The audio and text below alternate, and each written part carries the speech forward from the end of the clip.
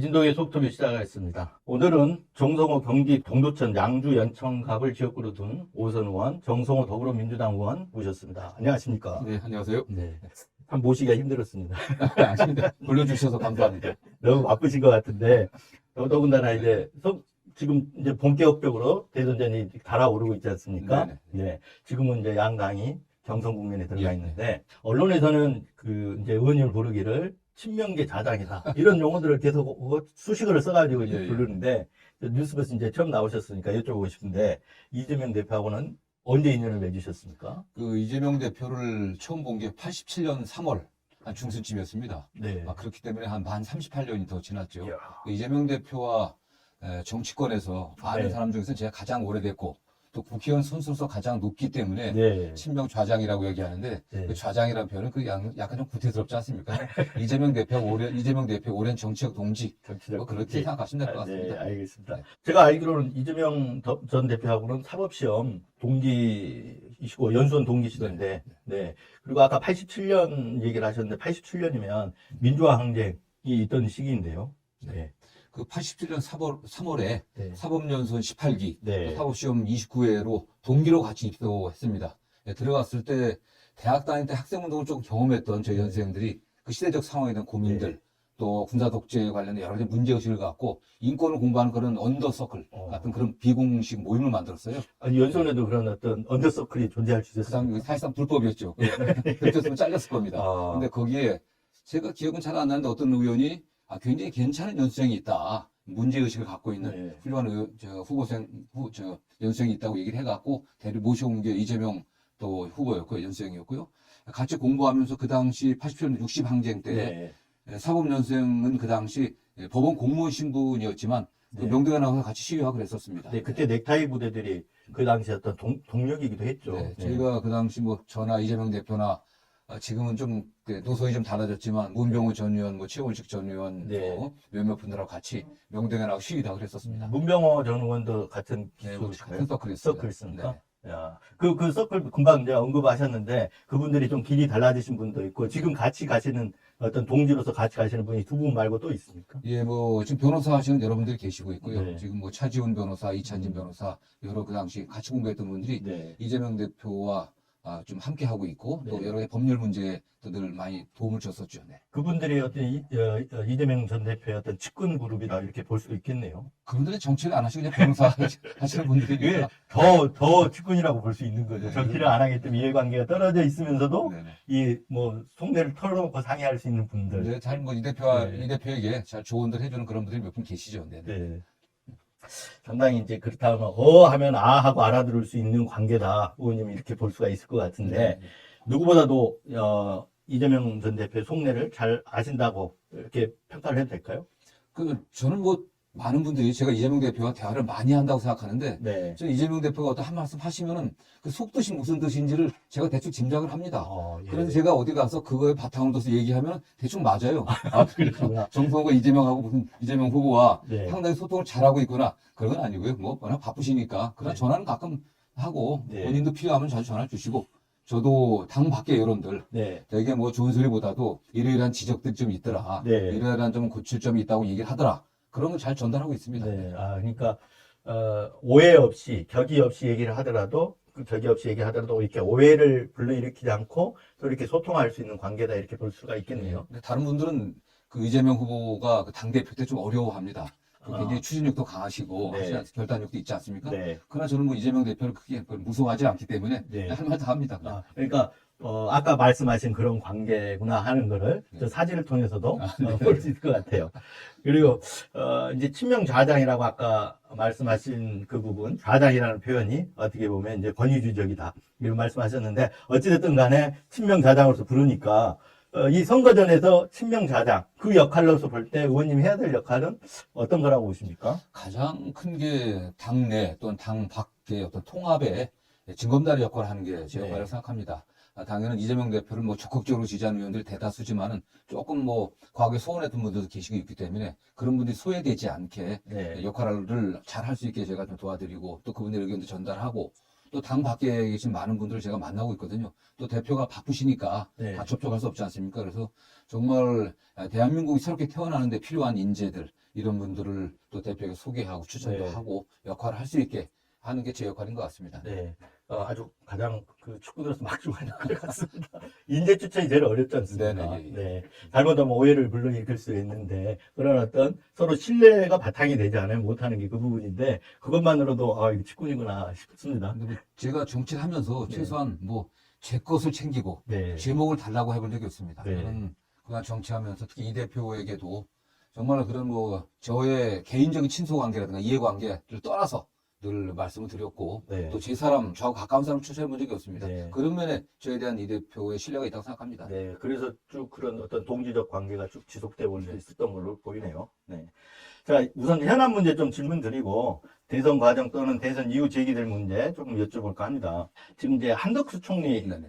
뭐, 저에게 부여된 어떤 뭐 소명을 다하겠다, 마지막까지 다하겠다, 이렇게 얘기를 했는데, 막 언론에 차출설이 나오고, 대망론이 나오고, 그러면 본인이 스스로가 입장을 밝히는 게 정도인데, 그런 얘기는 안 하고, 그냥 군부만 계속 이렇게 떼는데, 어떻게 출마할 걸로 봅니까, 의원님은? 저는 그 한덕수 총리의 행태를 참 개인적으로 용납하기 힘듭니다. 좀 뭐 하는 네. 짓인지 모르겠어요. 네. 지금 본인이 뭐 빨리 그렇다고 하면 결심해서 나가든지 나가서 뭐 국민의힘 입당해서 후보로 나가든지 아니면 뭐 무소속으로 나가든지 자유입니다. 그러나 그렇지 않다고 하면 지금 시기가 어떤 시기입니까? 대선이 시작됐지만은 국가가 나라 안팎으로 굉장히 어려운 상황이겠습니까? 네. 경제 위기가 굉장히 심각한데 본인이 대통령이 없는 상황에서 대통령 권한대행으로서 역할을 최선을 다하든지 사실 뭐 최선을 다하는 모습을 보이든지 아니면 나가든지 해야겠죠. 만약 나간다고 한다면은 뭐 그건 자유지만 제가 보기엔 결격자입니다. 네. 이미 국무총리로 권한대행으로서 헌법재판관 3번을 갖다 임명하지 않은 게 분명히 명백한 위헌이라고 네. 헌법재판한테 판단했습니다. 네. 그러고 나서 탄핵이 됐습니다. 그러고 났는데 본인이 그 임명하지 않을 때는 대통령 권한대행의 그 권한은 소극적으로 네. 현상 유직으로 행사해야 된다. 이렇게 얘기해놓고 대통령이 좀 탄핵돼 갖고 파면되고 나니까 대통령 몫의 그 헌법재판을 또 지명을 네. 했어요. 네. 이거 아주 적극적 권한 행사입니다. 네, 이게 뭐 공백이 있다고 얘기하는데 공백 2달도 안 됩니다. 대통령 권한 행사하고 있습니다. 이거 네. 위헌적 행태죠. 네. 저는 그렇기 때문에 이분이 그리고 또 트럼프 대통령과 전화한 걸 갖고 정치를 지금 이용하고 있지 않습니까? 네. 저는 뭐 용납할 수 없는 행태인데 네. 뭐 그러나 나가는 건 자유지만 정말 지금 위기 상황을 극복하는 이 상황에서의 총리 권한대행이라고 하면 빨리 거취를 네. 국민 앞에 이야기하고 네. 그게 따라 행동하는 게 최소한의 도리라고 생각합니다. 네. 그런 용납할 수 없는 아까 그런 행태를 보이는 거 왜 그런다고 생각합니까? 결국은 출마하고 연결돼 갖고 생각할 수밖에 없는 거 아닙니까? 뭐 출마 그렇죠. 뭐 네. 본인 왜 욕심 없겠습니까? 지금 국민의힘에 그야말로 이 국가를 이제 파국적인 상황까지 몰아넣은 윤석열 대통령과 관계가 국민의힘에서 지금 단절이 안 되고 있지 않습니까? 네. 결국 저는 그러다 보니까 본인도 욕심을 내는 거고 저는 또 중요한 거는 결국 윤석열 대통령과의 그 관계, 윤석열 대통령 지지 세력의 네. 어떤 지원을 얻을 수 있지 않겠나라는 네. 그런 추측을 좀 해보고요. 그와 관련해서는 일정 정도 네. 윤석열 대통령과 소통을 하고 있지 않겠나라는 그런 추측을 해봅니다. 의원님은 결국은 그러면 한덕수 총리가 출마하는 쪽으로 갈 거다 이렇게 보시는 거네요. 그분의 지금까지 공직생활 행태를 보면은 기회주의적이죠. 예. 그렇기 때문에 마지막까지 네. 이쪽 저쪽 눈치 보다가 네. 뭐 좀 더 유리한 쪽으로 후보가 될 가능성이 있다고 하면 뭐 글로 갈 것이고 그렇지 않다고 하면 결국 간만 보다가 말지 않겠나라는 생각을 합니다. 국민의힘에서 지금 나오는 게 이제 빅텐트론인데, 그러니까 뭐 여론조사를 한다든지 해가지고 한 명을 내세우는 그런 어떤 생각을 할 수도 있을 텐데 네. 마지막까지 그러면 이 간을 봤다가 유리한 쪽으로 선택을 할 거다 네. 이렇게 보시는 거네요. 그렇게 추측을 하는데요. 네. 다만 국민의힘의 그런 뭐 빅텐트론이라든가 한덕수 총리 무소속 후에 또 단일화 이런 거는 국민의힘 스스로가 정권을 창출해낼 능력이나 네. 또 자질이 있는 후보가 없다고 하는 지금 그 일종의 어떤 뭐 불임정당이라고 하는 그런 걸 자인하는 거라고 네. 밖에 볼 수 없지 않겠습니까? 네. 그럼 국민의힘은 이번 조기 대선이 왜 해놨습니까? 국민의힘이 만들어낸 윤석열 대통령이 그야말로 불법 군사쿠데타 일으켜갖고서 헌법재판소에서 파면당했잖아요. 네. 후보를 내서도 안 되는 정당입니다. 네. 아무런 비전이나 국가 위기를 극복하기 위한 어쨌든 전략이나 정책도 없이 또 후보가 되겠다고 하는 건 파렴치한 네. 행태죠. 네. 네. 국민 입장에서 사실 용납되기 어려운 일들이거든요. 네. 네. 어쨌든 간에 이완규 법제처장 등 헌재 재판관 후보자 지명 권한 행사를 하지 않았습니까? 네. 아까 위헌적이라고 이제 평가를 했는데, 근데 굳이 이렇게 한 이유도 결국은 일단 대선 출마를 바라보고 한다. 내지는 윤석열과 내통하기 위해서 윤석열 지지를 받고 한다. 이런 얘기신데 결국은 출마하고 연결돼 있다고 보시는 거죠, 지금? 뭐 출마하고도 연계돼 있고 또 윤석열 대통령과도 연계돼 있다고 생각합니다. 네. 어쨌든 지난 대선 결과가 최종적으로 어떻게 날지 모르겠습니다. 그러나 최종적으로 대선의 결과가 민주당의 승리로 나타난다고 하면은 그 헌법재판관 2명의 지명권은 민주당에 있는 거 아니겠습니까? 이걸 막기 위한 그렇죠. 거죠. 새 대통령이 갖는 네, 거죠. 그렇습니다. 네. 저는 한덕수 대통령이 만약 대통령 후보로 나온다고 하면은 대통령이 어떻습니까? 국법질서 수호에 가장 중대한 책임이 있는 분이거든요. 네. 말씀드린 것처럼 굉장히 위헌 행위를 지금 반복하고 있고 네. 이분이 대통령 선거 관리를 해야 되는데 과연 그걸 제대로 공정하게 할 수 있을는지 의심이 들 수밖에 없는 거 네. 아니겠습니까? 그래서 그런 고민들이 많이 있을 거라고 좀 봅니다. 한덕수 총리의 행태가 거기에 대해서 이런 해석도 있지 않습니까? 그 사퇴를 하기 위해서 탄핵을 유도하는 네. 거다. 이런 지금 해석도 나오고 있는데 네. 실제 그럴 수도 있는 거잖아요, 지금. 네, 그렇습니다. 만약 한덕수 총리가 그런 위헌 행위로 인해 갖고 원인이 돼서 네. 탄핵이 된다고 하면 탄핵 발의가 된다고 하면은 어쨌든 지금까지 윤석열 대통령을 지지해왔던 탄핵 반대 세력들 그분들 지지도 받는 거 아니겠습니까? 그렇기 네. 때문에 그리고 명시적으로 윤석열 대통령이 그런 비슷한 의사를 표시할 것으로 보고 있고요. 그러면 국민의힘과의 어떤 단일화 과정에서 우위를 점할 수 있을 거라고 그런 계산도 할 수 있겠죠. 네. 네. 14일 네. 첫 재판이 열렸는데 여기에서 윤석열이 뭐 아무 일 없었다. 현재 탄핵 심판대 주장처럼 뭐 평화적인 메시지를 전하기 위해서 했다. 경고형했다. 호소형했다. 이런 주장들을 지금 계속 했단 말입니다. 그리고 퇴거하는 날은 뭐 새로운 국민과 함께 새로운 일을 하겠다. 이런 주장들을 하고 있는데 네. 이거 어떻게 보십니까, 이거? 그래서 한때는 대한민국의 대통령 아니었습니까? 네. 국민의 선택을 받았던 분이에요. 국가 운영을 책임졌던 그런 분이 최소한의 부끄러움이 없는 것 같습니다. 네. 후한무치하다 이런 정도가 아니라 철면피가 아닌가 네. 그런 생각을 했습니다. 뭐 본인이 지금까지도 그게 몇 시간 만에 끝난 게 계몽령 아니었나 이런 식의 주장을 하고 있는 거 아니겠습니까? 네. 헌법재판소에서 이거에 대해서 분명히 규정을 했잖아요. 네, 네. 이게 내란죄라고는 하진 않았지만은 이 계엄이 거기서 멈추게 된 것은 그야말로 우리 시민들의 힘, 네. 이를 막을 시민들의 힘과 임무를 갖다 적극적으로 응하지 않고 소극적으로 처리했던 우리 네. 군인들 네. 이분들을 이거 덕분에 계엄이 그 당시 짧게 종료된 거지 윤석열이 짧게 하려고 했던 게 아니라는 걸 딱 밝혔지 않습니까? 네. 결국 윤석열 전 대통령은 헌법재판소의 결정 자체를 승복하지 않겠다고 하고 있는 거 아니겠습니까? 네, 네. 단 한 번의 승복 의사도 표시하지 네. 않았고 반성도 없었고 사과도 없었고 정말 마음의 상처를 입은 국민에 대한 최소한의 위로조차 없었어요. 네. 너무너무 당당한 겁니다. 네. 지금 지난 4개월 동안 대한민국 국격이 어떻게 떨어졌습니까? 네. 뭐 민주주의 선진국에서 후진국으로 떨어졌고 경제 선진국에서 아주 위험한 나라로 전락해 버렸습니다. 이거에 대한 책임을 져야 될 사람 너무너무 당당한 거예요. 네. 있을 수 없는 행태 아니겠습니까? 네, 맞습니다. 네. 근데 왜 그런다고 생각하세요?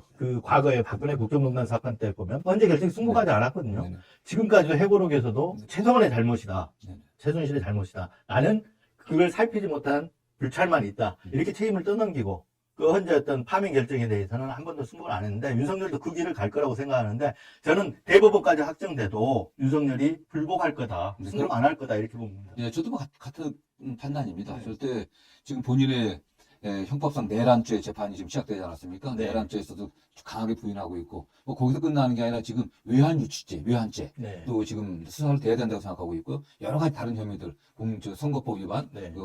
국민의힘의 공천관여, 직권남용 수사를 해야 되기 때문에 끝까지 무죄 주장할 수밖에 없는 거라고 보고 네. 있고요. 결국 이게 원인이 된 게 국민과 국가에 대한 역사적 범죄, 네. 반역사적 범죄에 대한 단죄가 제대로 이루어지지 못해서 그런 거 아니겠습니까? 네. 시간 끌다 보면 뭐 사면받지 않겠나? 그리고 또 그 지지 세력들을 또 끌고 가야 본인들이 정치적 영향력을 갖다 발휘하고 그런 게 네. 나중에 어쨌든 뭐 사면이나 이런 국면에서도 유리하지 않겠나? 이런 걸 좀 종합적으로 뭐 판단해서 그런 행태를 보이고 있고요. 저는 근본적으로 윤석열 대통령은 그런 역사의식이라든가 국가에 대한 책임의식 네. 그게 없었던 분 같습니다. 네. 거의 자기 어떤 사익으로만 똘똘 뭉쳐있는 사람이라고 봐야 될 것 네. 같아요. 14일 재판에서 보여준 행태 또한 네. 그랬던 것 같고, 어떻게 보면 법정에서 증언을 하는 과정에 증인이 증언을 하는데 거기 나와서 끼어드는 모습들은 이거는 뭐 변호사시니까 네. 잘 알지만 일반 어떤 자범들이나 그렇게 하지. 또 자범들은 또 판사가 되지 않고 못 하는데. 아니 저는 그 윤석열 대통령 내란죄 1차 재판을 네. 뉴스를 보면서 좀 황당했습니다. 재판장이 어떤 분인가? 네. 재판장이 좀 이상하다고 느꼈습니다. 물론 그분이 구속 취소까지 해주고 한 분 아니겠습니까? 네. 뭐 윤석열 대통령에 대해서 특별한 특혜를 좀 주고 있는데 이 재판의 권위, 사법부에 대한 신뢰를 갖다 스스로 떨어뜨리고 있다고 봤고요. 네. 우리가 법정에서 저도 변호사 생활을 꽤 하다가 하고 했었고, 국회의원 제가 92년부터 2015년도까지 변호사를 겸직하면서 해왔었는데, 법정에서, 형사법정에서 피고인이 그렇게 장황하게 변호인이 네. 있는데 떠들어대고 하는 게 용납되는 게 저 처음 봤습니다. 네, 93분을 떠들었습니다. 예, 과거 전직 대통령도 재판할 때 그렇게 하지 않았습니다. 네. 짧게 묻는 말에 답변들 하시고 했는데, 이분은 뭐 전혀 그런 게 없는 거예요, 본인이. 네. 이게 뭐, 도대체 어떤 행태인지 전 이해하기 힘들었습니다. 근데 저는 좀 선회하자면 취재 과정에서 이렇게 재판을 이렇게 참관도 많이 하고 이렇게 했는데 그때 보면 피고인인데 잘해주는 사람이 잘해주는 재판장이 나중에는 유죄 때리고 형량을 더 무겁게 때리기는 하더라고요. 네네. 그래서 그러려고 하는 게 아닌가 이런 생각도 드는데 이해할 수 없는 부분도 꽤 있어요. 저는 그 변명이라고 하는 게 피고인들은 늘 변명할 수밖에 없지 않습니까? 자기 보호의 본능이 있는 거 아니겠어요? 그러나 윤석열 대통령이 어제 여러 가지 스스로 얘기한 거는 어쨌든 대한민국의 최고 헌법수호기관인 헌법재판소에서 8명의 헌법재판관이 그중에 뭐 3분 정도는 아주 보수적이라고 평도 받았지만은 네. 그분들이 헌법과 법률과 양심에 의해서 결정한 그 결정문의 그 내용조차를 부인한 내용들 아니었습니까? 네. 그건 저는 있을 수 없는 얘기죠. 저는 그 재판장께서도 그렇게 하면 안 되는 거 아니겠습니까? 그걸 네. 뭐또 그런 아무 쓸데없는 얘기를 갖다 다 들어줍니까? 그게. 그렇죠. 네. 근데 앞으로 이제 첫 재판이니까 앞으로 재판 진행되는 걸 좀 지켜봐야 되겠지만 아무래도 좀 장기화될 네. 것으로 보이죠. 네. 네. 그 선거 얘기를 좀 넘어가 보겠습니다. 뭐 민주당에서는 사실 이제 이미 대세론을 형성하고 있는 후보가 이재명 전 대표인데 이 국민의힘에서는 누가 이 이재명 전 대표를 상대할 것으로 이렇게 예측하고 계십니까? 뭐 말씀드린 것처럼 국민의힘은 지금 이 조기 대선을 만들어낸 원인 제공자 중에 한 사람입니다. 본인들은 윤석열 대통령과 대통령이 된 거지 우리는 관계가 없다라고 얘기하지만 그렇지 않지 않습니까? 네, 네. 윤석열 대통령 당선시킨 정당이 국민의힘이에요. 네. 그리고 지금 국민의힘 지도부가 그 탄핵에 대해서 찬성했습니까? 아닙니다. 다 탄핵 반대했습니다. 네. 계엄에 대해서도 계엄이 정당하다고 주장을 의원들이 중진 중에 다수입니다. 상당 책임이 있어요. 그 다음에 윤석열 대통령이 지난 3년 동안 국정을 이렇게 혼란스럽게 만들고 국민들을 위기에 빠뜨렸는데 단 한 번도 진정성의 사과도 국민의힘도 없었습니다. 이런 정당이 어떻게 대선 후보를 내는지 그것도 사실 문제가 네. 있지만 거기에 나온 분들이 하늘은 자기 비전과 정책이 없어요. 오히려 딱 하나 기승전 이재명 네. 안 된다 네. 그런 얘기만 하고 있습니다. 그러나 이재명 지금 민주당 후보는 뭐 성남시장 2번 하면서 경기도의사 하면서 많은 네. 성과가 검증이 됐습니다. 지난 총선에 승리해갖고 정책 역량이 검증됐어요. 윤석열 정권의 정치 보복, 정치 탄압을, 가혹한 정치 탄압을 견뎌냈고, 이미 공직선거법, 그 다음에, 그, 위증교사, 다 무죄 받았습니다. 전 나머지 다 무죄 받을 것으로 보고 있고요. 그러니까 안 되니까, 우리 국민의힘의 후보들은 내가 이런 나라를 만들겠다라는 비전은 없이, 그냥 오직 하나. 이재명 안 된다는 뭉쳐서 어떻게 해보자. 네. 이거는 없는 겁니다. 저는 뭐 적서가 없다고 생각합니다. 어떤 내란 동작, 내란 대통령을 배출한 정당으로서는 아까 말씀하신 대로 지금 사실 후보를 내면 안 되는 거죠. 모렴차 짓죠. 네네. 대선에 아무 반성 없이 대선 전에 뛰든다는 게 아마 국민들도 그렇게 생각할 겁니다. 그래서 이제 여쭤보면 그래도 선거전은 선거전이니까 그쪽에서 누가 나오면 좀 쉬울 것 같고 누가 나오면 좀 까다로울 것 같습니까? 예, 국민의힘 후보들은 네. 크게 탄핵 찬성, 탄핵 반대, 탄찬 탄반 두 네, 부로 네. 나눌 수 있는데요. 탄핵에 반대했던 분들은 이미 국민의힘 지지자들, 윤석열 대통령 지지자들부터 비토당하고 있어갖고 지금 포기하고 있는 거 아니겠습니까? 네. 가장 중요한 분 중에 한 분이 유승민 전 의원인데 네. 포기하고 서울시장 또 오세훈 시장도 탄핵에 대해서 기본적으로 찬성했던 입장을 갖고 있는데 역시 포기했고 이제 남은 게 이제 한동훈 장관 아니겠습니까? 한동훈 전 장관 전 대표인데 나머지 분들은 다 뭐 탄핵에 뭐 반대했기 때문에 결국 뭐 그런 분들 중에서 나오겠죠. 그러나 현실적으로 당내 국민 여론조사가 아니라 당내에서 당원도 권리당 50% 한다고 하면 탄핵에 반대했던 네. 분들이 더 유리하지 않겠나. 그런다고 하면은 김문수 전 장관이 유리한 입장들 또 홍준표 네. 시장 이런 분들 아니겠습니까? 네. 22일 날 이제 2차 경선자로 사인이 발표되니까 그때 되면 이제 네네. 네, 나오겠죠. 그리고 민주당보다 후보 선출은 더 늦더라고요. 네네. 네, 5월 3일. 그러니까 최대한 뭔가를 나름대로 이벤트를 만든다고 해서 자기들이 이렇게 좀 늦춰가는 것 같은데 민주당보다는 한 일주일 정도 차이가 있죠. 더 뒤에죠. 그렇습니다. 민주당 4월 27일 확정한 네네. 걸로 되어 있습니다. 네.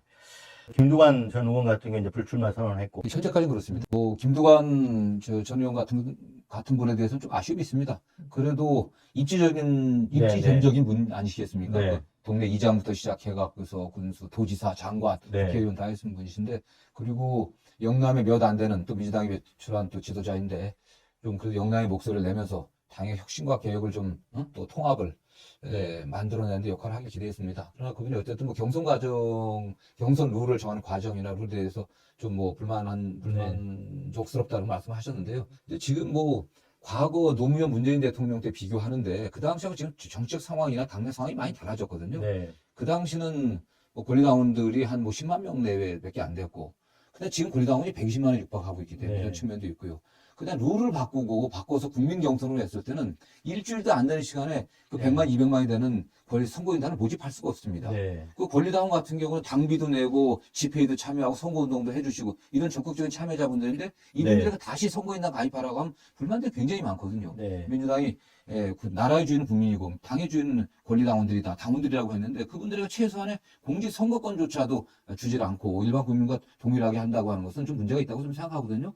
지금 순회 경선이 지금 들어가 27일까지 끝내야 되지 네, 않습니까? 그렇습니다. 국민선거인단 이제 투표 결과하고 함께해서 후보 발표하는 거죠. 네네, 그렇습니다. 그러니까 27일이니까 지금 오늘 불과 얼마 남지 않은 거네요. 그렇습니다. 지금. 그렇기 때문에 그런 정도 규모의 선거인단을 모집하기가 불가능하거든요. 물리적으로 불가능하기 때문에 네. 이게 정상적인 대선이 아니지 않습니까? 1년에 걸쳐서 해야 될 걸 지금 2달 안에 끝내야 되는 거기 때문에 그런 점들을 좀 이해를 해주시고 네. 조금 뭐 본인 마음에 안 들더라도 당의 통합과 대선 승리를 위해서 함께 하기를 좀 기대합니다. 네. 지금 사실 어떻게 보면 내란이 완전히 진압됐다 이렇게 볼 수는 없는 거잖아요. 네네. 뭐 잔불이 살아있는 거고. 네. 근데 내란 극복 과정이라고 봐야 되는데 이런 내란 극복 과정을 이렇게 거치면서 이재명 전 대표가 대세를 형성했다 이렇게 볼 수 있을 것 같아요. 네네. 네. 그렇다 그러면 대선 이후의 문제 좀 짚어볼까 하는데 네네. 그러면 그 수도 이전을 하려면 네. 개헌이 좀 필요하지 않습니까? 네. 그러면 이걸 개헌하고 같이 묶어가지고 뭔가 지금 구상을 하고 있다 이렇게 봐도 될 것 같네요. 아직은 뭐 그런 단계까지는 아닌 것 같고요. 다만 뭐 개헌은 저는 이번 대선 과정에서 개헌을 어떤 일정에 따라서 할 것인지 이런 거에 대한 공약은 발표하지 네. 않겠나 생각합니다. 네. 각 당의 후보들이 뭐 그런 과정에서 혹시 수도 이전 문제까지 포함해서 된다고 하면은 네. 뭐 논의될 수 있겠죠. 네네. 그러니까 공약으로 제시가 될 수도 있겠네요. 네. 근데 그 문제 여러 더 복합적이기 때문에 네. 회화하고 관련된 문제니까 네네. 네. 그럴 수 있을 것 같습니다. 그 아까 이제 그 용산이 쿠데타 모의 장소 라는 부분이 이제 어떤 상징성을 또 갖고 있지 않습니까? 네네. 그 삼청동 안가도 지금 사실 쿠데타 모의 장소들인데 그렇습니다. 대통령 네네. 안가들 네네. 나중에 보면 이거 대통령 안가나 이렇게 쿠데타 모의 장소들은 뭔가 좀 청소하는 시간들이 있어야 될 것 같습니다. 네네. 네. 자, 이번 대선에서 이 표출되는 시대 정신을 어떻게 생각하십니까? 뭐 내란 종식입니까? 아니면 어떤 다른 부분이 있습니까? 내란 뭐 당연히 종식시켜야 되겠지만요. 네. 더 나아가서 이 내란과 대통령 탄핵 이 과정에서 국민들이 굉장히 분열되고 갈등이 심해졌습니다. 네. 양 진영 간의 그 갈등의 심화 정도는 뭐 역대급이라고 생각합니다. 그러나 어쨌든 탄핵에 찬성했던 반대했던 다 대한민국 국민 아니겠습니까? 대한민국 전체 국민의 지도자로서 다음 대통령은 국민을 통합하는데 저는 좀 일단 집중해야 될 것으로 보고 있고요. 국민을 통합해야 네. 개혁의 동력을 만들어낼 수 있습니다. 국민을 통합하고 그런 토대 하에서 이 경제 위기를 극복해야 되겠죠. 민생 극복, 그다음에 경제 성장. 네. 그 과정에 상처인 국민들을 회복시키고 시키는데 네. 경제 성장시키는데 집중해야 된다고 생각합니다. 그럼 어떤 시대 정신을 통합으로 이렇게 좀 보시는 건가요? 통합과 네. 저는 뭐 어떤 통합 네. 또게 한 축이고 또 한 축은 민생. 민생의 회복과 네. 성장 이렇게 만들어야 된다 생각합니다. 이재명 대표 출마 선언 보면 이제 그 경제 성장 부분은 먹사니즘 그리고 먹사님을 기본으로 해서 잘사니즘 네네. 이 얘기를 하시는데 과거에 기본사회 얘기를 하셨거든요. 네네. 그럼 기본사회가 이 잘사니즘으로 이렇게 수렴이 된다고 봐야 됩니다. 저는 뭐 이재명 대표가 그 과거에 이제 얘기했던 기본 사회 관련해 갖고 여러 오해가 많이 있었습니다. 네. 이재명 대표의 기본적인 문제 의식은 우리 사회가 경제적 또 사회적 양극화가 굉장히 심화되고 있지 않습니까? 부의 네. 집중이 심화되고 계층 간 갈등도 심화되는데 새롭게 변화된 이런 특히 AI 그다음에 어떤 생산 시설의 자동화 네. 이런 건 일자리는 없어지거든요. 그런 면에서 생산된 어떤 부가 국민들이 골고루 어느 정도 나눠져 갖고 기본적인 생활은 돼야 되지 않겠냐라는 그런 문제 의식인데 저는 그런 문제 의식은 지금도 같이 갖고 있다고 생각합니다. 네. 국민들 먹고 사는 문제가 가장 중요하죠. 그럼 더 나아가도 잘 살아야 되지 않겠습니까? 네. 이재명 대표가 어제 첫 행보로 AI 관련 업체를 방문했습니다. 네. 근데 AI와 자동화 결합하게 되면 일자리 상실되기 때문에 그렇게 해서 AI의 상용화는 지금 뭐 피할 수 없는 대세이기 때문에 네. 그래서 우리 제조업의 혁신, 산업화의 산업 구조의 혁신을 만들어내고 그리고 없어진 일자리 거기서 그런 분 거기서 우리 국민들에게 다른 어떤 것들을 제공해야 소비가 이어질 수 있으니까요. 그런 걸 좀 복합적으로 고민하면서 네. 공약들을 준비하고 있는 것으로 알고 있습니다. 어떻게 민주당 그 이재명 대표도 그렇고 이렇게 경제가 좀 약하다 이런 어떤 평가들도 있는데 네. 따로 이렇게 좀 거기에 대해서 취약점들을 보완하는 내부적으로 이렇게 TF팀 같은 게 만들어져 있습니까? 지금 뭐 만들어져 있고요. 네. 여러 팀들이 있습니다. 다만 결국 대통령이 중요합니다. 저는 뭐 다른 후보들도 네. 김동연 후보도 상대 경제에 탁월한 분 아니겠습니까? 김동연 지사도 지자체를 또 성공적으로 이끌어봤던 경험이 있고 이재명 후보 같은 경우는 뭐 성남시장 경기도지사로서 탁월한 영향을 보여줬습니다. 이미 특히 제가 이재명 대표를 제가 지지했던 이유는 굉장히 유능함이거든요. 네. 그다음에 경제 문제 누구보다도 역대 김대중 대통령 이후에 가장 뛰어난 그 경제적인 어떤 식견을 갖고 있다고 생각하고 네. 있습니다. 그렇기 때문에 주변에 뭐 탁월한 경제학자들, 그 다음에 실무 경험이 있는 전직 관료들이 많이 포진하면서 정말 실용적이고 네. 성과를 낼 수 있는 그 정책 공약들을 많이 준비하고 있습니다. 네. 앞으로 이게 그 새 정부를 맡게 된다면 네네. 굉장히 이 파고가 네. 간단치 않잖아요. 그래서 그 유능함이 굉장히 이게 발휘돼야 될 것 같다는 생각을 해봅니다. 그 시대정신하고 연결해서 본다면 통합 말씀을 해주셨고 통합과 민생 이런 얘기 해주셨는데 그럼 새 정부 이런 핵심 과제는 어떻게 될까요? 역시 그런 바탕 위에서 통합을 이루려고 하면은 함께 가야 되거든요. 네. 이번 탄핵을 통해서 대통령 파면을 이끌어낸 것은 민주당이 이뤄낸 성취가 아닙니다. 윤석열 대통령의 지난 3년의 실정과 그 반민주적 반헌법 행태에 분노한 우리 국민들이 참여한 거 아니겠습니까? 네. 여러 정당, 사회단체, 시민사회가 함께 했거든요. 이런 분들은 함께 가야 됩니다.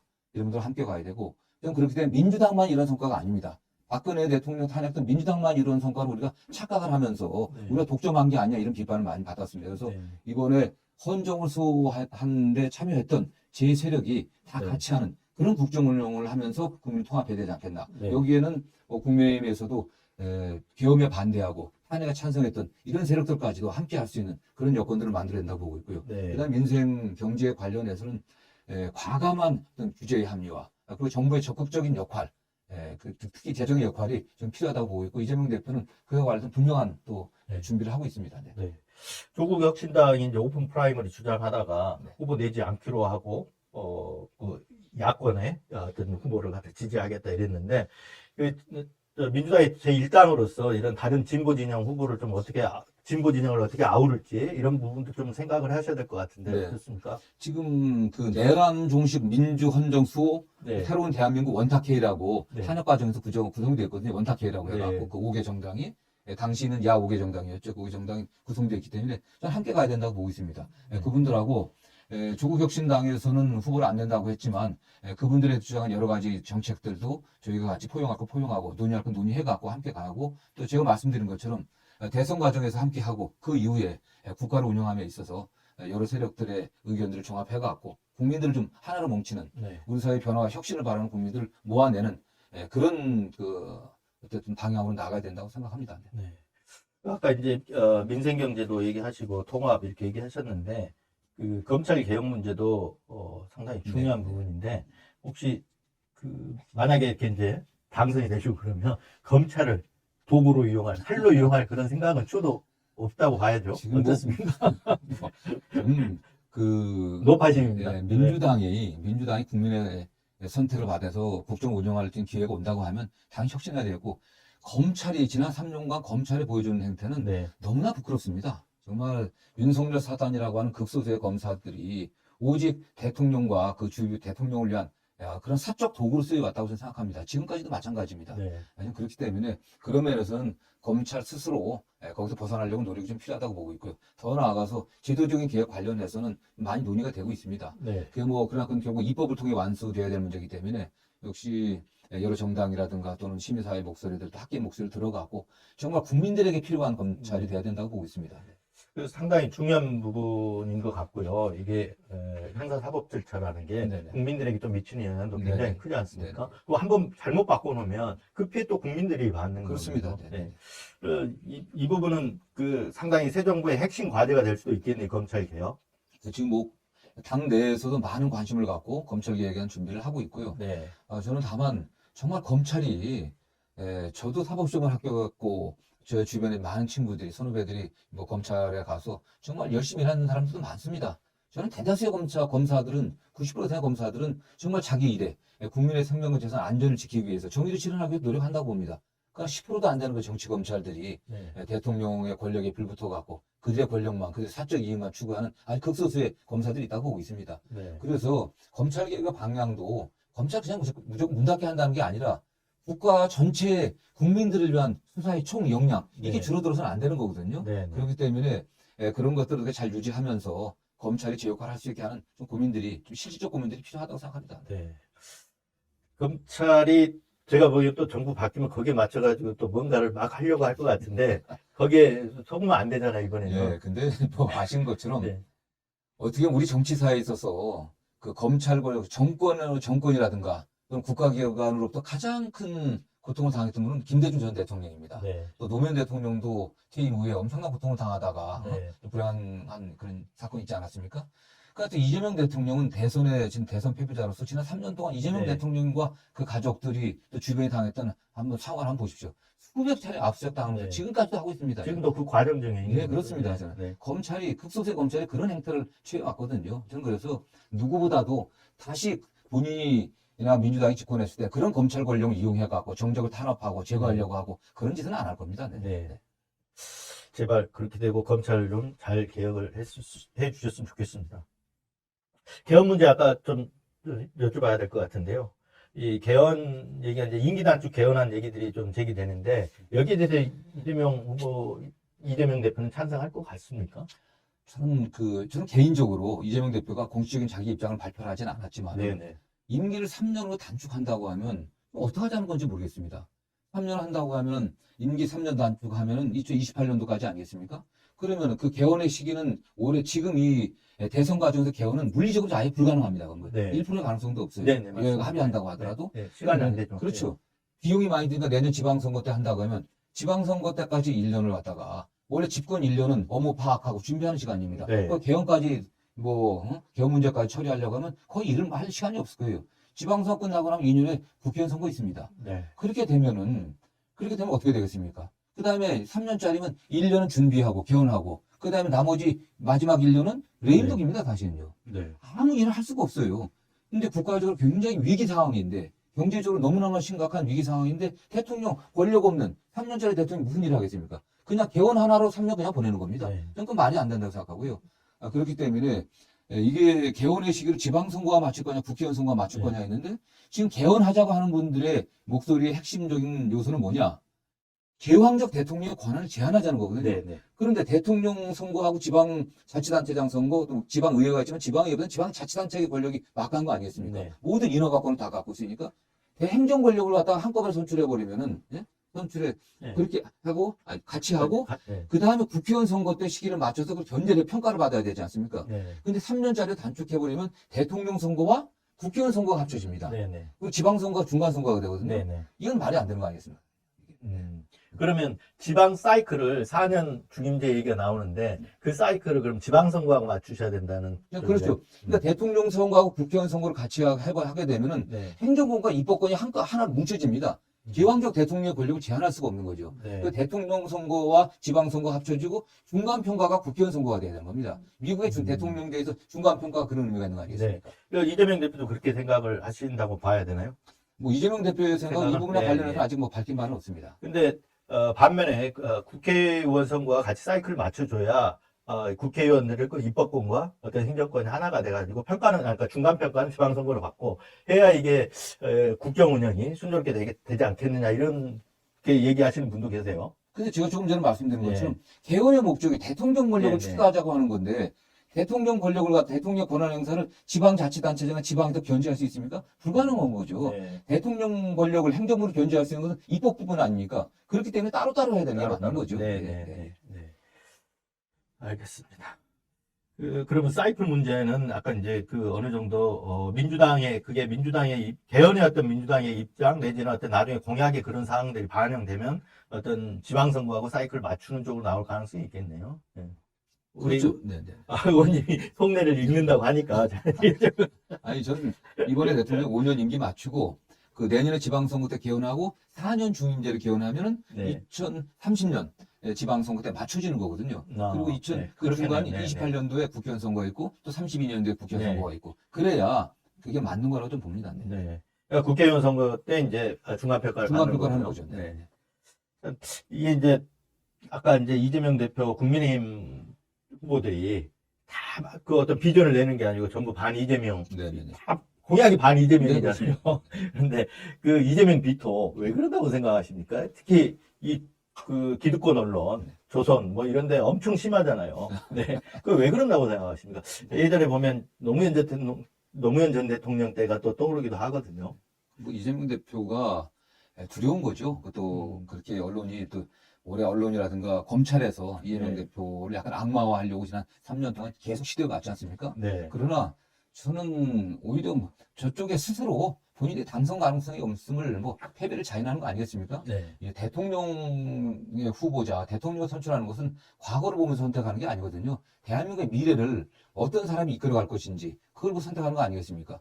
뭐 국회의원 선거라든가 뭐 또는 뭐 지방선거 같은 경우는 과거 심판의 의미가 큽니다. 그러나 대통령 선거는 그런 의미도 약간 있겠지만은 정권 심판의 의미도 있겠지만 결국엔 새로운 비전을 제시하는 사람이 당선되는 게 일반적인 거거든요. 네. 저는 그래서 뭐 여당이 아니죠. 국민의힘이나 또 일부 보수 언론에서는 어쨌든 그들의 기득권 유지를 위해서 그렇게 얘기를 하지만 그건 무조건 실패할 수밖에 없는 네. 캠페인입니다. 네. 결국은 지금 현재 위기를 극복할 그런 자질과 능력이 누가 있는지 어떤 사람이 그런 능력들이 검증된 건지 이런 걸 보고 판단할 것을 보고 있고요. 네. 그런 면에서는 민주당의 이재명 후보나 뭐 김동연, 그 다음에 김경수 전 지사 다 검증된 분들 아니겠습니까? 네. 충분히 다 그렇기 때문에 뭐 저는 우리 민주당은 당당하게 맞서가면 될 것이라고 보고 있고 네. 또 반 이재명 되는 게 계속 뭐 정권자 아니 뭐 어쩌니 얘기하지만 윤석열 정권이 3년 동안 내내 하는 건 딱 하나예요. 이재명 사법 네. 처리하는 거. 그건 나온 게 뭐가 있습니까, 사실? 네. 돈 한 푼 받았다고 나왔습니까? 그런 건 없고요. 그러나 기소했던 것 중에서는 재판 결과 1심이든 2심이든 나온 게 딱 두 개입니다. 네. 나머지 재판 진행 중이에요. 네, 다 무죄 무죄로. 투쟁의 원칙이기 네. 때문에 아직까지는 무죄고요. 그러니까 실질적으로 법원에서 공직선거법 그렇게 공직선거법으로 네. 자르려고 노력했지만 좀 2심까지 무죄 받았습니다. 유증교사 무죄 받았습니다. 네. 전 다른 건들도 다 무죄 받고 네. 이재명 후보의 자질과 능력은 성남시장, 경기도의사 15년 동안 검증된 거 아니겠습니까? 네.